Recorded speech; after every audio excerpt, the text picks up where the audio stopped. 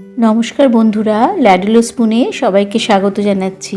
আজকে আপনাদের সঙ্গে শেয়ার করছি সরস্বতী পুজোর ভোগের খিচুড়ি অথবা নিরামিষ গোবিন্দভোগ চালের খিচুড়ির সঙ্গে খাবার মতো একটা দারুণ স্বাদের বাঁধাকপির নিরামিষ ঘন্ট। দেখুন আমি কিভাবে করেছি। এর জন্য আমি কিন্তু স্পেশালি নিজে পছন্দ করে বাঁধাকপিটা কিনি আমি, যেটা কিন্তু বেশ একদম টাইট বাঁধা হবে এবং ওজনেও বেশ ভারী হবে। দেখুন কীরকম একদম মানে ঠাসা মতন বুনন থাকে ভেতরটা। এই রকম বাঁধাকপি কিন্তু খেতে স্বাদ হয়, মানে ফাঁকা হয় যেগুলো আর কি ভেতরটা, সেটা কিন্তু খেতে একদমই ভালো হয় না।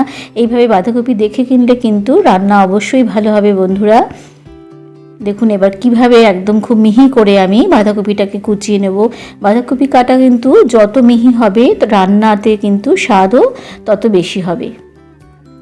এইভাবে নিরামিষ বাঁধাকপির ঘন্টটা খিচুড়ির সাথে কিন্তু দারুণ লাগে। এছাড়াও কিন্তু রুটি, পরোটা, লুচির সাথেও কিন্তু খেতে খুবই ভালো লাগে। দেখুন কিভাবে আমি কাটছি, এইভাবে কুচিয়ে কেটে নিতে হবে।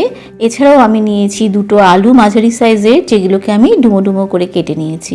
এবার চলুন রান্নাটা করে ফেলি। রান্নাটা কিন্তু অবশ্যই সর্ষের তেলে করছি আমি, এবং তার মধ্যে 4 চামচ মতন সর্ষের তেল নিয়েছি আর হাফ চামচ মতন তাতে ঘি দিয়ে দিলাম।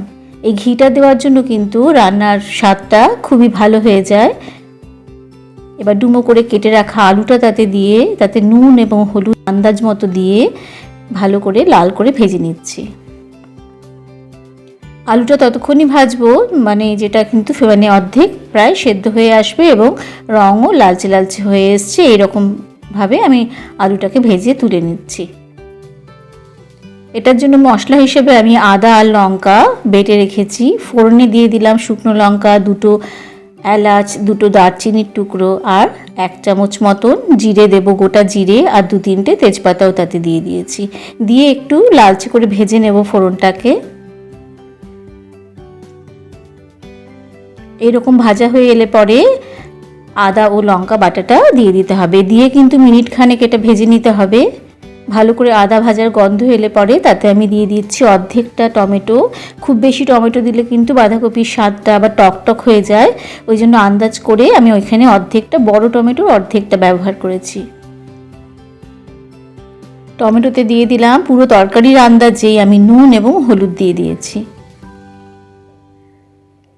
দিয়ে টমেটোটা একটু নরম হয়ে এলে এর মধ্যে আমি দিয়ে দেব কড়াইশুঁটি ছাড়িয়ে রাখা।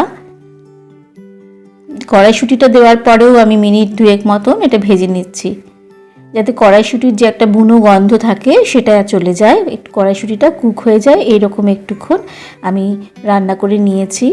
এরপরে দিয়ে দেবো জিরে গুঁড়ো, যেটা আমি আগে দিইনি আদার সাথে, কারণ জিরে খুব তাড়াতাড়ি রান্না হয়ে যায়, জিরে ধনে, ওই জন্য আদা জিরে এগুলো রান্না হওয়ার পরেই কিন্তু আমি জিরে গুঁড়োটা ব্যবহার করেছি। দিয়ে খুব ভালো করে আরও মিনিট খানেক রান্না করে নিলাম।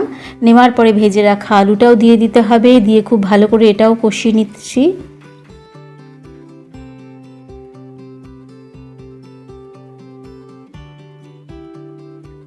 এই কষানোটা হয়ে যাওয়ার পরে আমি কুচিয়ে রাখা বাঁধাকপিটা দিয়ে দিলাম।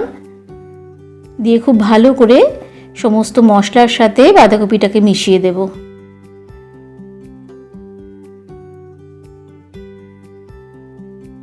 এইভাবে একবার করে দেখুন বন্ধুরা, আমার মনে হয় সবার খুব ভালো লাগবে, কারণ এতে এই যে আমি ঘি ব্যবহার করেছি ফোড়নেতে, তাতে কিন্তু বাঁধাকপির গন্ধটাই খুব সুন্দর হয়ে যায়। এবার খুব ভালো করে সমস্ত কিছু মিশিয়ে দেওয়ার পর আন্দাজ করে আমি একটু চিনি ব্যবহার করলাম, কারণ এটা ঝাল, মিষ্টি, নুন তিনটেই যদি করা হয় তবে কিন্তু খেতে ভালো লাগে। এবার আমি বারবার চাপা দিয়ে এবং নাড়াচাড়া করে দিয়ে বাঁধাকপিটাকে রান্না করে নেব। যতক্ষণ অবধি রান্না করব ততক্ষণ না আলুটা খুব ভালো মতন সেদ্ধ হয়ে যাচ্ছে এবং বাঁধাকপিটাও আর কচকচে ব্যাপারটা থাকবে না, রান্না হয়ে আসবে, নরম হয়ে যাবে।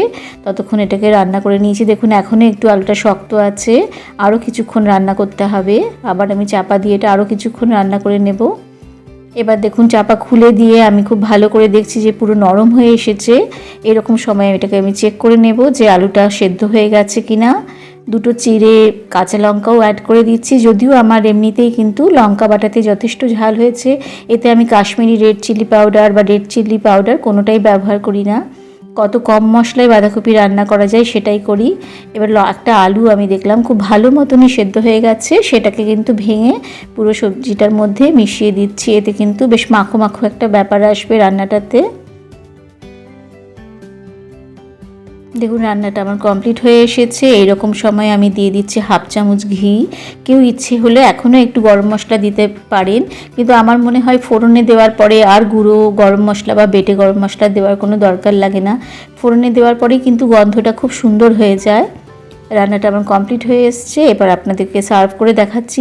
ভালো লাগলে চ্যানেলটাকে সাবস্ক্রাইব করুন এবং অবশ্যই আপনাদের সঙ্গে দেখা হচ্ছে পরবর্তী নতুন রান্নায়।